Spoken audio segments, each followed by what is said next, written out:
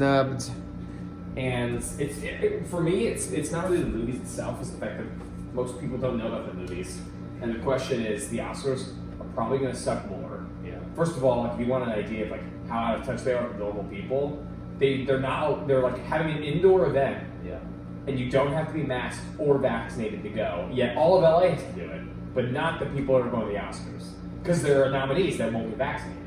And so they're like, okay, well, we have to just like let everybody come not vaccinated. So it's like, okay, cool. So that's how out of touch you are. For the celebrities, basically. Yeah, exactly. It's like how out of touch can you be? And then the question is, like, I feel like they know the ratings are shit and they don't care. Yeah. Which is almost like when you talk about like the general, like what's going on in Hollywood. I feel like Hollywood doesn't give a shit about their audience anymore. Yeah. Like because an individual movie, then your TV show doesn't have to do well because they're not like put at the box office, they're not on a linear channel and like tested. Yeah. They don't really care about appealing to a mass audience anymore, so they don't like care about This audiences anymore. They don't care what people want to watch. This is just artists circle jerking each other. Yeah. Let's do it. Nobody's watching it, but it's literally them circle jerking each other and be like, what do we want to put out in the culture? We want to influence culture. Yeah. It's like, you're not influencing culture if nobody's fucking watching. Half of it's political too now. Yeah, it's all political. It's like, I want to change the world with this content. Like, well, it's hard to do that when nobody wants to watch your shit. Yeah. You know? I have a huge problem. Anyways, what's up, guys? We're back. We're just... All right, I turned it on. Sorry. Oh, okay. Now it's on? Now we're on. Now, oh, okay. The video has been on, but okay. now we're recording. Awesome. Welcome back. This Welcome is back, guys. episode 12? I think it's 12, yeah. 12 of the Entertainment Business Review. We're the two most intelligent dumbasses talking about entertainment. That's right. I love that. Love that intro. Yeah, let's keep that one. So, I mean, we were just talking about the Oscars, basically. Yeah, so we can start with that, because that's kind of so they just released the Oscar nominations, and I think a lot of people are going into a lot of like the more, I don't know, the people who have time to watch all of these movies, like the people in the Academy have watched all. They probably haven't watched all of them actually, but yeah, a lot of people are talking about the individual movies, like who got snubbed, who got the most Netflix had the most Oscar nominations. Like that's what people are talking about. Yeah, and I think those are interesting points. Is that the first year that's happened? I think it is the first year that Netflix has the most nominations. That is significant, though, right? That is a big shift, yeah, for sure. I mean, they've always been really up there, but I think this might be the first year, because they've never been big in movies, and they really ramped up this time. I guess when you think about it in terms of like volume, I mean, the percentage of their movies that got Oscars nominated is probably still very, very low. It's not because they have good movies. It's because they have a lot of them. Yeah, exactly. I saw... You're going to hit eventually. Yeah, I saw a metric somewhere saying that like the amount of movies that Netflix released this year is equivalent to the total number of movies among all studios from like 2006. Yeah, which is fucking nuts. We can talk about how streaming is like when we get to the Disney earnings. We can talk about that conundrum, because I'm still, as we've said in podcasts before, like I'm still not convinced Netflix and like streaming in general is not a Ponzi scheme. Like, how can Netflix charge me like what it pays for my late night McDonald's when I'm getting drunk food, the same price, and every month I get like $17 billion worth of content? Like, how do the economics work there? Unless Wall Street is pumping you up and your earnings, like your price to earnings, honestly, are insane. It's the only legal Ponzi scheme I've seen in a while. And okay, so let's explain why we think it's a Ponzi scheme. So, they're spending billions of dollars on content because that helps to acquire customers and it helps to retain customers, which gets them to earn more cash so that they can use that cash to spend on more content.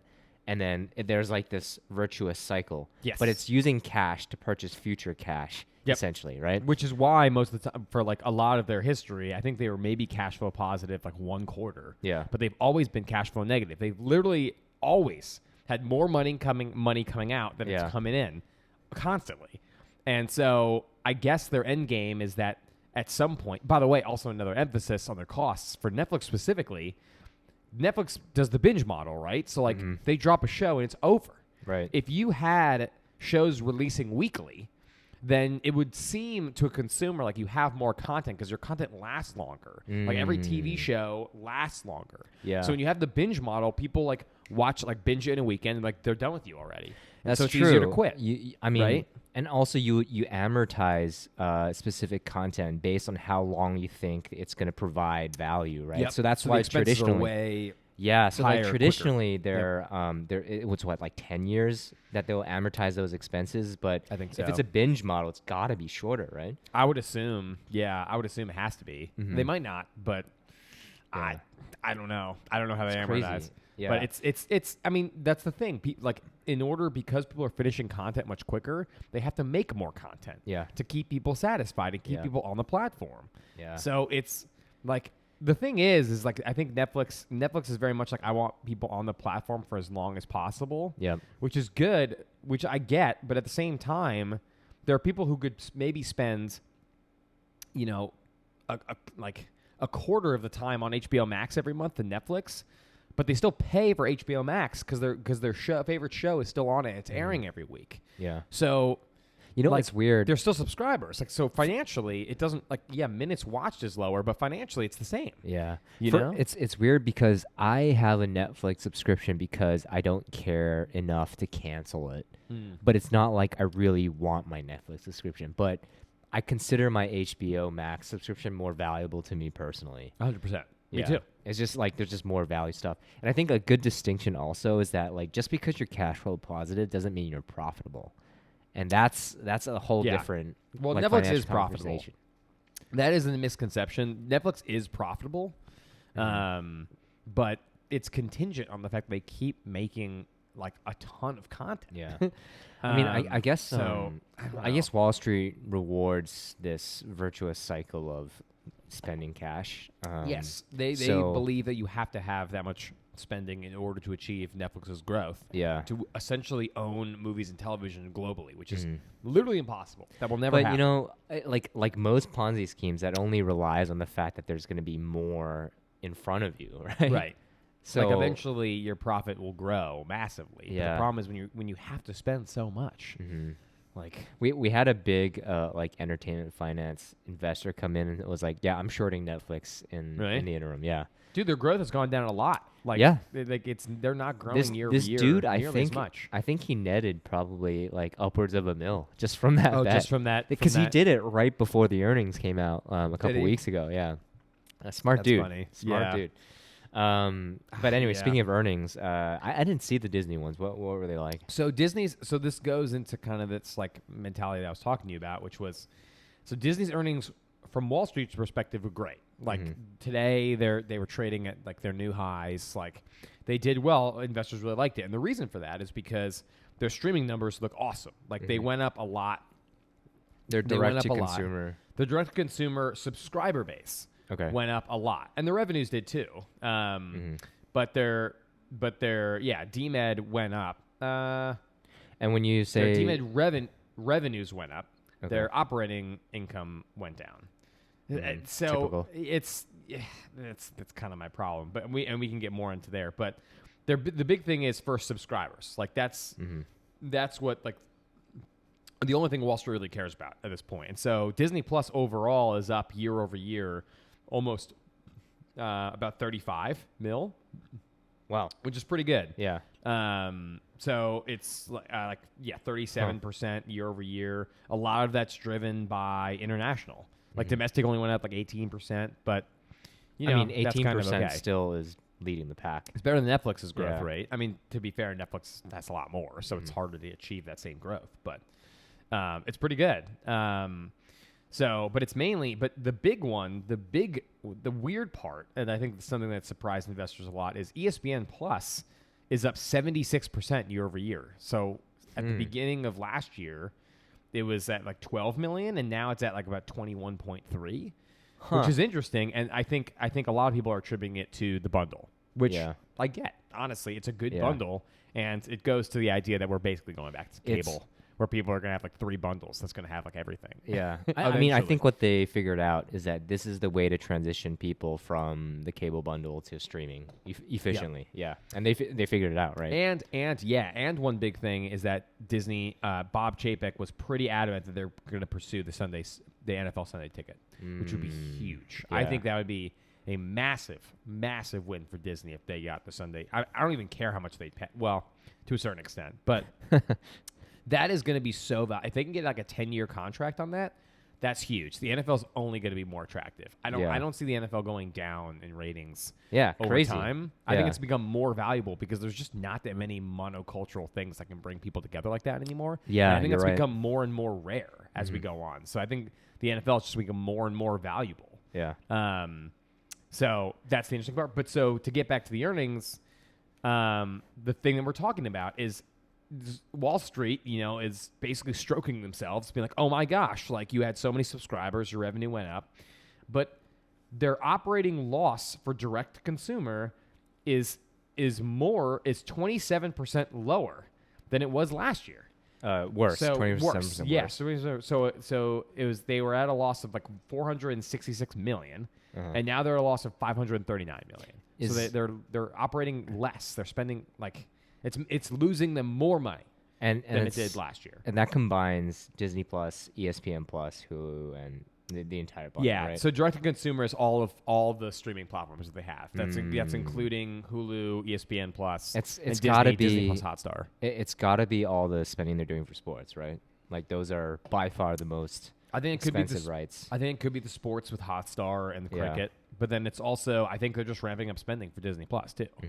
I haven't seen a lot of it because I haven't been on Disney Taking Plus the in a while. Ponzi page right out of Netflix's book. But that's what I'm saying. Like Wall Street's just I don't understand. I don't get it. Wall Street is so unconcerned with the fact that the fact that they're losing more money on direct to consumer. Not to mention they're losing more money on linear networks because they're eroding the linear revenue stream, which is way bigger. It's massively bigger than DMED. And they're like, oh yeah, but no. Once we go to streaming and cable dies, we'll make up all that revenue with everything else. It's like, no, you're not. It's a big big gamble. I mean, that's a highly profitable line of business. That is it's like a cash cow for them. It's been funding their build on the other side. And parks. Yeah, now they're going to steal, rob Peter to pay Paul, basically. And that's exactly, yep. It's exactly like Amazon, right? Like Amazon, subsidized Amazon Video. I mean, speaking of Amazon, Disney does the same thing. Yeah, I mean, they raised their Prime account by $20 because of all the spending that they were doing on the content side. Oh, really? Yeah, Did they that was directly say that was... Yeah.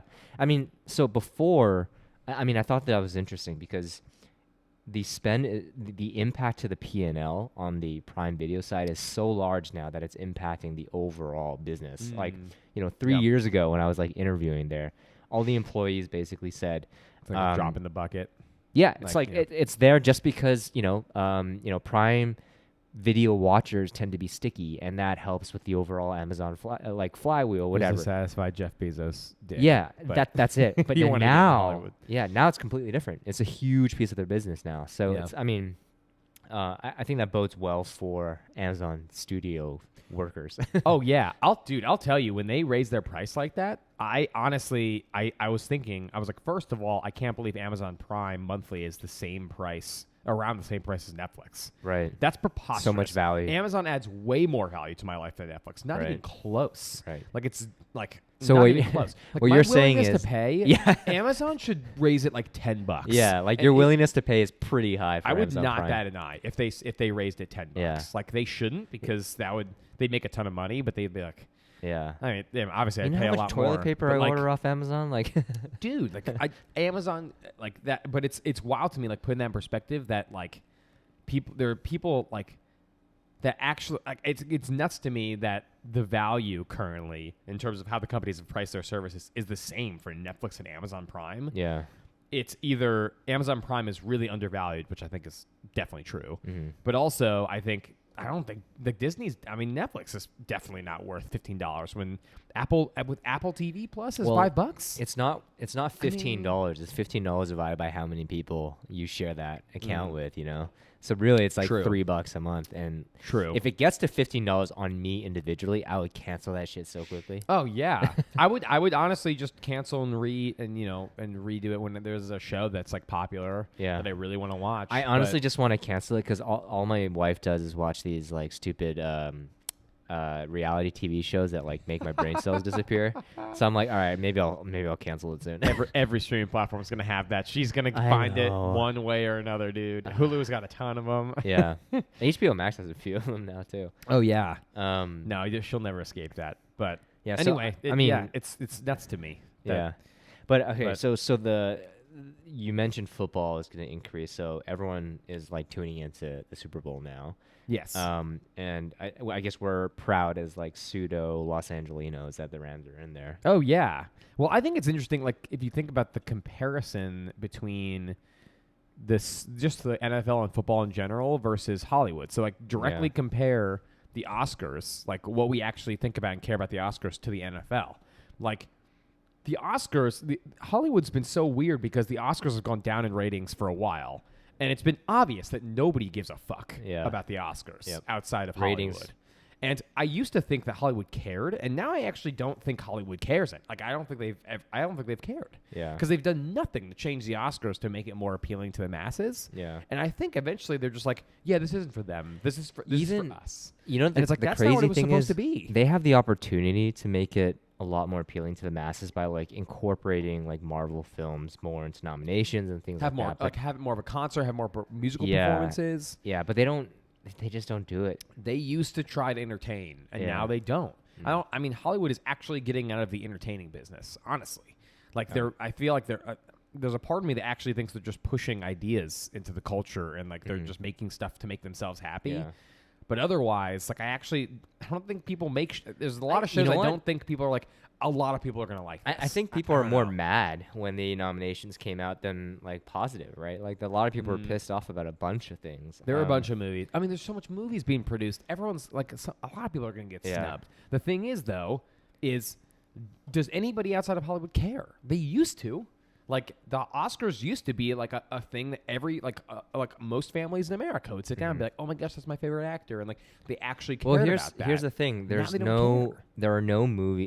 very few movies where like everyone is so personally invested, right? I remember back in the day, like when like Titanic came out, like my family watched it. I was just thinking about Titanic. We were all like, oh my god, it's such a good movie. I hope that like wins a whole bunch of awards and all that kind of stuff. That just doesn't happen with movies these days, or very few movies these days, where like you have a whole group of people getting behind it. Yeah, I think it's the quality of movies. I think it's just the quality of movies have gone down. Like it's just superhero movies that go into theaters anymore. Yeah, I mean, and other movies like they just don't create the cultural based on impact. This increase of like content.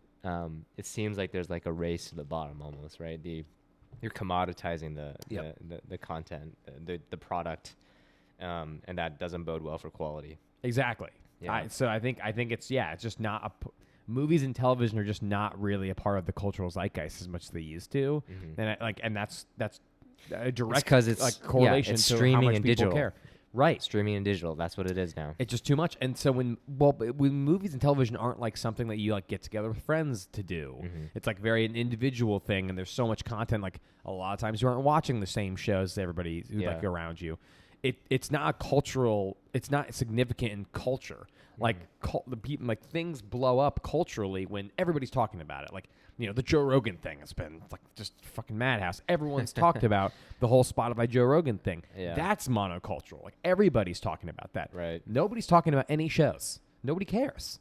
Well, they do care, but nobody cares about the same show, and so none of them break out and like actually like. To like a Game of Thrones. The cumulative interest isn't. It has to be a cumulative interest, right? It needs to be a big enough iceberg that it actually goes up breaks out of the water. Yeah. And so when you have a bunch of little icebergs, you're never going to have a big one that grows out. Like people can actually see. We want big icebergs, not a lot of little ones. Yes. Yeah. What's the point of? It's bad for Hollywood. It's bad for movies and television when people aren't talking about it. Yeah. And that's because it's so commoditized now. It's good for like the streamers and the studios, and it's good for people working in the business because now all of a sudden they have jobs. Well, that's the benefit. It was funny. There was this is like the cynic in me. There was one of the major things that talent says as a retort, mainly when people are like, "Oh, is Netflix bad for the industry or something?" I think Sandra Bullock came out and said like, "No, it's actually good because there's a lot of movies and television shows that wouldn't have gotten made. Yeah, 100%. Because they're doing that, and so there are stories being told that wouldn't have gotten told otherwise. Yeah, and I'm very conflicted with that statement because on the one hand, that is good. Like there are stories that definitely would not have been made and that broke out. There were great movies and TV shows that probably wouldn't have gotten made in the old environment, and so that's awesome. On the flip side, if every movie gets made, there are some movies and television shows that are shit and shouldn't get made because they're not good. Yeah. And so when Netflix is really like, it's like we're just trying to mass produce content. There's a shitty show that come on, and these are just tech people. So like, yeah, I mean, this it back. seems good, and so they just make everything. Yeah. And now consumers don't know what's good. Like Hollywood used to be the ones that were the filter. Like they got all these scripts, they got all these TV shows, and they were the filter. They removed bad scripts and they focused and helped make specific TV shows and movies good for public consumption. Yeah. Now it's just them being like taking every script, hiring everybody, and just making everything and throwing it at the audience and be like, you figure it out. Like here's all this shit. Wasn't there a Like- South Park episode about that? Where they they would just like greenlight everything. There was a great. It was the Coon. It was like the Coon and Friends, and they were trying to make a TV show. And like I think like Carmen, calls Netflix, and like it's like Netflix or greenlit. How can I help you? So that was we great. have a superhero TV show. It's like okay, good. We'll give you we're like great. $100,000 per episode for a 24-hour season. All right, thanks. And then just hang up on him. He's like, okay, we got it. I mean, this goes back to that quote that we were talking about the other day. So in the creativity dies in the absence of limitation, right? When I've there's never heard so that, much, but I like that. Yeah, when there's so much opportunity and like so much cash available, and you don't have to like think creatively about getting things done. Yep. That is the death of creativity. Yeah, and like there's also when there's limitations, like when Disney is making 50 movies, they're not going to invest in like specific movies that heavily because if one does badly, if a lot of them do badly, it doesn't really matter. Like they just need like 2 or 3 really good ones out of the 50 to work, and so they can just let it all go. But if you're like Pixar, then you only have like maybe 1-2 movies released a year. You know how much that's going to make or break the entire company. So much more attention to detail and a lot more commitment and a lot more passion is going into each project. And the movie is going to be better naturally because so many people care about it. Yeah. But if and same with like if you're like Disney CEO and you only have 12 movies going to the box office, you care a lot because your job is actually reliant on if those movies work or not. Yeah. But now Bob Chapek can put like 50, 60 movies on their Disney platform, and they're like, oh, well, I mean, 1 million people watch it on Disney Plus. Or if you're like, I mean, they're doing that because they want to keep up, right? Right. Or if you're like, dude, I listened to the Netflix earnings call, and Ted Sarandos said one of the most ridiculous things. Sometimes I actually wonder if he believes the things that he's saying, or he's just trying to be a corporate man and lie to make Netflix sound good. What did he say? He said that he thinks Netflix is creating a communal experience where people are getting together to watch television shows. I'm like, dude, absolutely not. You got us away from linear television when the stuff was being released at the same time, at the same day. Like, you absolutely, your business model literally made watching television an individual activity. Yeah. That's what you guys did. So stop pretending like Netflix ever brings people together. What was his reasoning? Like, were they rolling out features that make it easier to watch together? Like, what was his? No, I think he just said he's like, we have content like movies and television that make people want to watch together. And I'm like, that's untrue. That's absolutely not true. When you release something, I say, okay, I'm going to watch this at my convenience. But when Jackass comes out and I want to get super stoned and watch that, I'm going to ask friends and we're going to go to the theater. Like, I want to go and watch that in the theater. What he's saying is like the types of movies, I guess, that they're making out, these $200 million blockbusters are only enjoyable with like a group because there's no way I'm watching Red Notice on my own. You know what I mean? Like, Did you not watch it alone? I could not watch it alone. Like, I would not waste my own time watching that movie on my own. Right. Yeah. I would only do it if I get together with some friends, like, you know, smoke some weed and then watch it or something. That's fair. Although I like either, if I'm going to watch anything stoned, I'm going to either watch something like I think is going to be good and trippy. Yeah. Or it's like an alien documentary or something. Ooh, alien documentaries. I don't want to watch, dude, I watched, aliens. Dude, the J.J. Abrams UFO documentary on Showtime. Oh. Wild, dude. Is this talking about like how aliens are basically already here? It's not aliens, it's UFOs. So it's specifically about like how the government has been hiding shit. Definitely hiding, or if they haven't been hiding, they've been providing poor explanations for a lot of sightings that are like completely unexplainable, and the government explains them like that's it, and it makes no sense. And they're like, and you're like, what? That literally the documentary is like, it literally makes no sense. Do we just gloss over that? We just gloss over it. We just pretend. It's great. It's great. Oh, man. I'm gonna add that one to my list. Oh, dude. J.J. Abrams produced it. Like, it's very good. What's it called? J.J. Abrams. I think it's just called UFO. Just look up UFO Showtime J.J. Abrams. It's like a 4-part, like hour-long series. It's You super subscribe short. to Showtime? Yeah. Nice. I actually don't know how because I only have it through my Amazon account, and I don't know why. I don't think I pay for Showtime, but then Do they you share said, your Amazon account with somebody? No. So I just saw it and it said this show is included in your Amazon Prime. I mean your Showtime subscription. I'm like, I don't have Showtime. Oh, you know what it is? I mean, in the distribution model, they sometimes negotiate free stuff. So my guess is Amazon requested some things to be free, and then that was probably some of them. Maybe. Yeah. I mean, it's great. Showtime Roku has does good the same stuff. thing. So, Really? Yeah. Anyways, let's move on to the recent news with Village Roadshow.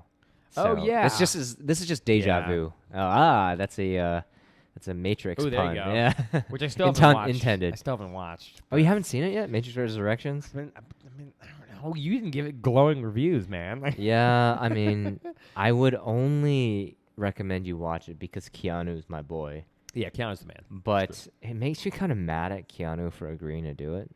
To be fair, he's never been like the best judge. Like, he's not like Leo, where like except for Don't Look Up. He's been not like, above pretty taking a good. paycheck.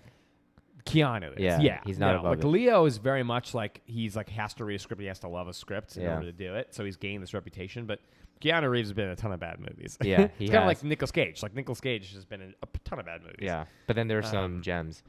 Right. But I do anyways, like Keanu. He's a man. I mean, I think the suing thing is a little bit disingenuous because Well, explain the story for people who don't. Know so exactly they what the released story is. Matrix Resurrections day and date. So it came out in theaters and then it came out on HBO Max at the same time. Which by the way, was part of what HBO, which Warner has said Project from the beginning. They Popcorn. announced this Project Popcorn, right? Yeah. They announced this in 2020 that Yeah. all their 2021 movies. So the people at Village Roadshow knew it was going to be Yeah. day and date release for almost all of 2021. So here's what was their argument was after it released, they were disappointed by the box office numbers, and so they sued. Right? If it did well, they wouldn't have sued. See that? Yeah, that's horseshit. Which is very disingenuous. I feel like right? the judge and the jury are going to be like, really? Yeah, you knew. Now you're pissed. Yeah. Okay. And so what they were saying was, okay, look, it came out in the same weekend that Spider-Man No Way Home came out. Spider-Man was such a huge hit,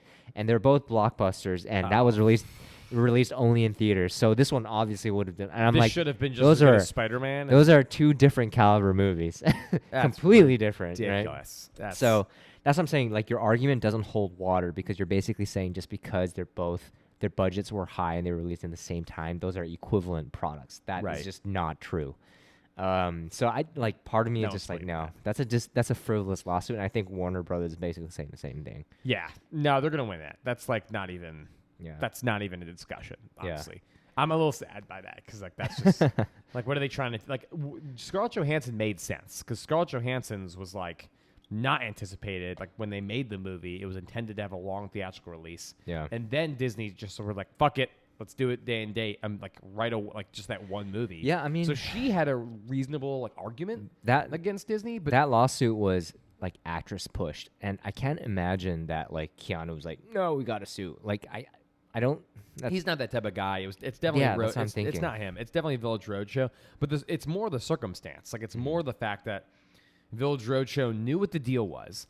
If the deal had changed, it changed like a year before the movie was released. So they had time to renegotiate or figure out the contract before the movie was released. Or if they didn't like it, at least like try to renegotiate or make do or something. Right. It doesn't make sense to argue that the contract that they made isn't void or like they're worth something unless the contract said like it has to hit a box office of certain otherwise the contract doesn't change validity depending on what the box office is. I mean the contract's the contract.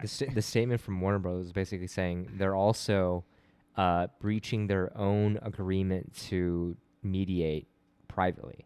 So it sounds to me like they were just like they're kind of like a kid throwing a tantrum. Right? Yeah, they're probably trying to gain support from like people in Hollywood. Yeah, it seems like they're saving face. Like the saving face. Yeah, because it was. I don't know if as much as it is as it used to be like a year ago, but it was very popular to hate on Warner after the day and date release. Yeah, for a lot of people. But now it's it's not really as popular of an opinion because To Warner be did completely well, fair, and I the movies think they're making are pretty good. yeah. I mean, to be fair, like once things are no longer day and date, I'm gonna miss it. There were some things that I was like, yep, I like that it was day and date. I can watch it on HBO Max. I'm trying to think of the only movie that I think I really liked that it was day and date was King Richard.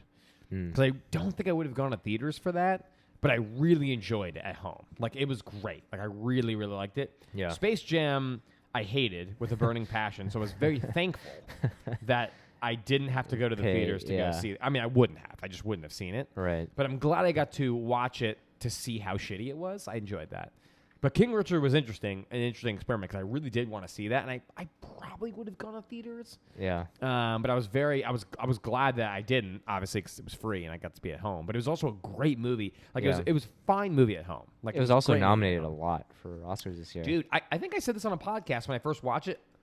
Will's got to win the Oscar. Like I have to look. I don't know what the other actors did. But Will Smith was amazing in King Richard. Return to form, baby. He was not only did he return to form, but he was like, I think I think there are two different types of actors, right? Like there are actors that just play themselves in different situations, like The Rock. Yep. And Ryan Reynolds also. Ryan Reynolds is just always Ryan Reynolds. Yeah. Like just maybe acting a little differently, but like it's still Ryan Reynolds pretty much, whether he's like cocky or shy, he's like the same person versus like a Leo who's like can just like be a totally different person in some instances. Will Smith, like when he was an action star, you could accuse him of being just like Will Smith in all these movies. But then he started playing some interesting roles that you're like, oh, he can actually really fucking act. Yeah. And King Richard was one of those where I was like, I honestly forgot you were Will Smith. Like that was yeah. Have you not seen it yet? No, I'm waiting because we're doing an event next week to screen it. So I'm waiting for that. It is one of the best acting performances I've seen in a while. I mean, I play tennis too, so I'm like really invested. So you're gonna love it then. It's great. Like it was one of my favorite movies I watched. Wow. Last I'm excited. Last year. I'm excited. Yeah. So in terms of what I watched, have you seen The Wife? No. I watched that recently.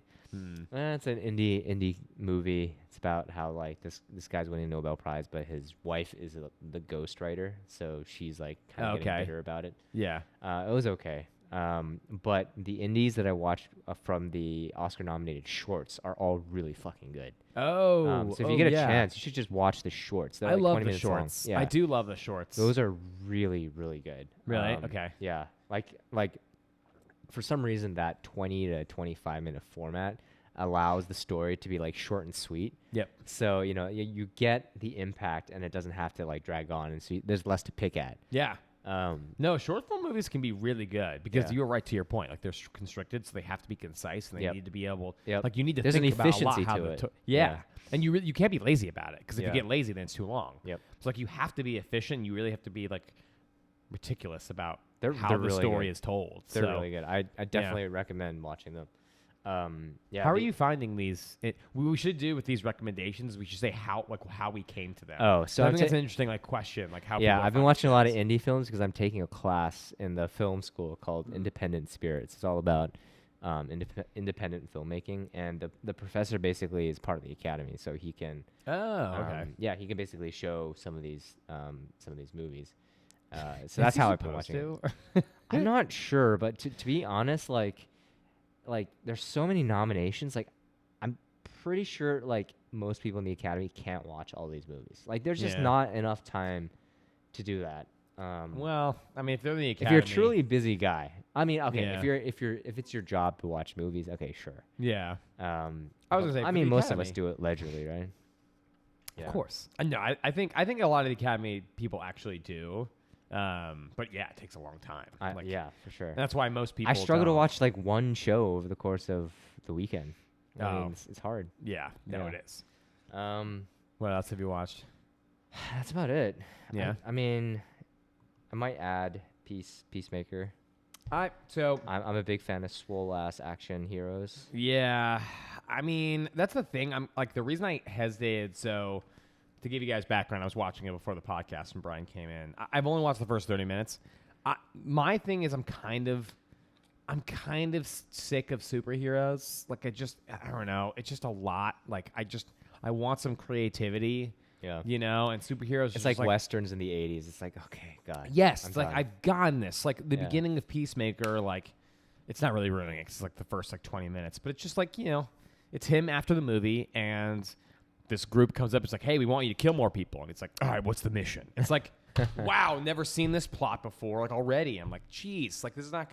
I'm sure it's gonna be more unique than I think it is right now. But I'm like, wow, it's a superhero going on a mission. He's got a team that's supporting him, and like this doesn't. Oh, he's got dad issues. Wow, never seen a TV show with dad issues.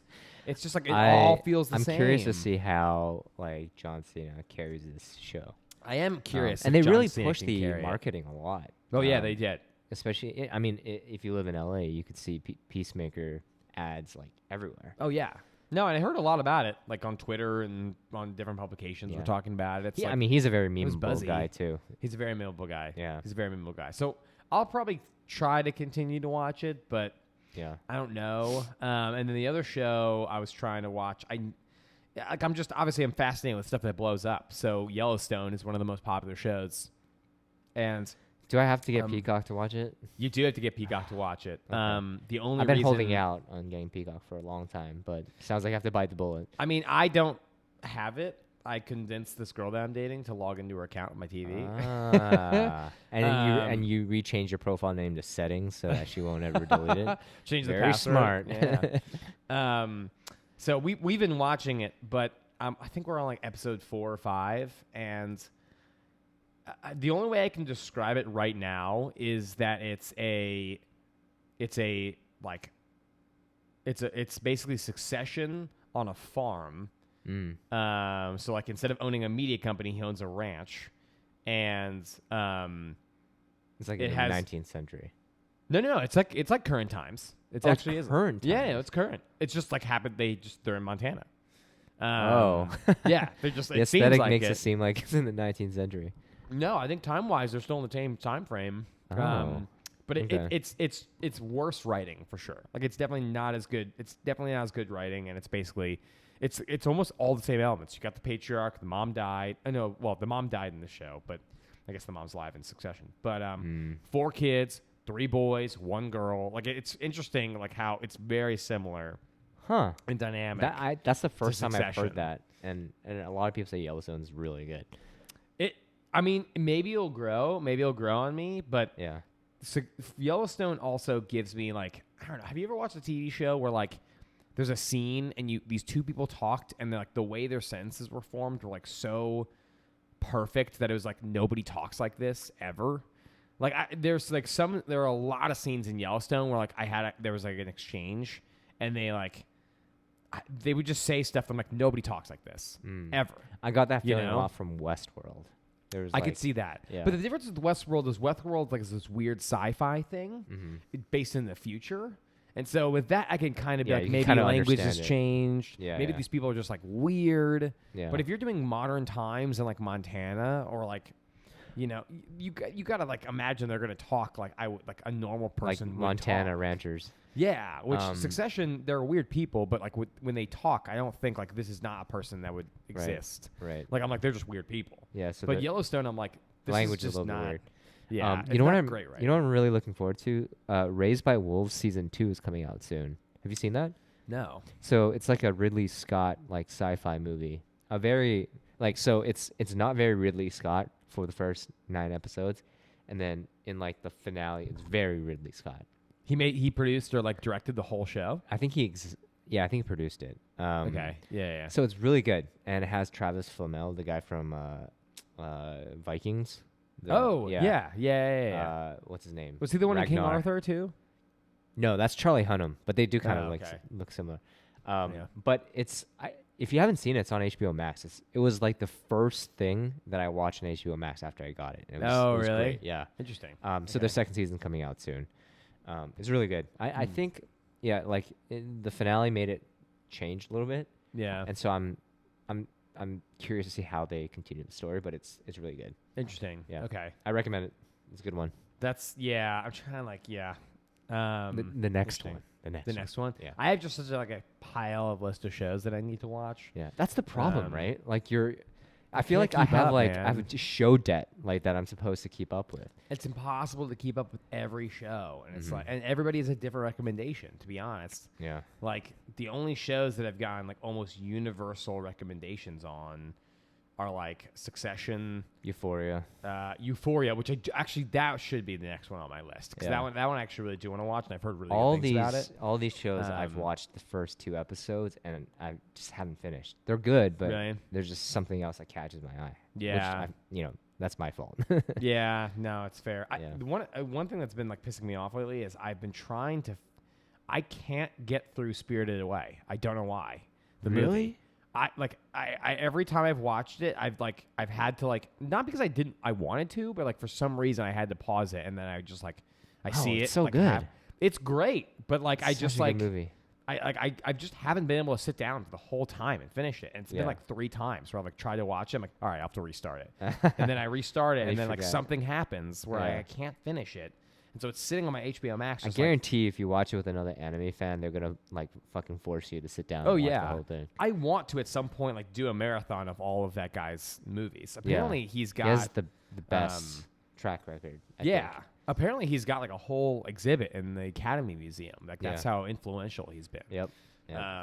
So I want to see more Studio Ghibli stuff. But well, this time next week, hopefully you've done it. Hopefully, we'll see. I might have some time this weekend, but it's Super Bowl weekend, so it might be. That's true. All right. Well, I think that's it for news for today. Yeah. I guess before we go, who do you got? Super Bowl.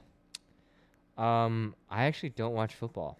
You don't? Yeah, but I mean, since I live in LA, I'm gonna say LA. Gonna say the Rams. Yeah. I would say LA, just based on what I've seen, but. I don't know. I mean, the Bengals had a huge upset. They beat the Chiefs. Yeah. Have you ever heard Patrick Mahomes? No, you don't follow football at all. I don't follow football at all. Interesting. Well, it was a huge upset. The Bengals should not have been in. Yeah. Nobody predicted that they would have been. So it's there. It would be cool if the Bengals won. But, that hasn't happened in decades, right? I don't know. Bengals? No, it's been a while. But I'm interested to see the ratings, and we can talk about that. Oh, the ratings are going to be great. I'm fascinated to see what because the ratings were not as good. I mean, they're always great, but they weren't as good as they were the lowest in a while last year. Right. But I think that kind of had to do with COVID, and I think people's interest in football waned because the games 2 weeks ago were some of the highest rated NFL games of all time. Right. Yeah, we'll definitely have to review it next week. I think football might be the only thing that brings people together on an entertainment basis. At least in the U.S. Yeah, correct. In the U.S. specifically. Yeah. Other countries, it's different for sure. But not even the Olympics is really pulling this. Yeah. You know, no one. I don't actually, care. That's something we could we're running a bit far now. But yeah, the Olympics don't. Their ratings are not good. I mean, also it's the Winter Olympics. I mean, there's a minute segment of the population that cares about it. It's also confusing because I can go on Peacock, but Peacock, not a lot of people have Peacock. They still haven't figured it out. It's still a piece of shit. Yeah, it's weird. Yeah, but all right. Yes. Well, with that, we'll end it there. All right. Thanks for joining us. We'll see you next week. Peace, guys. Peace.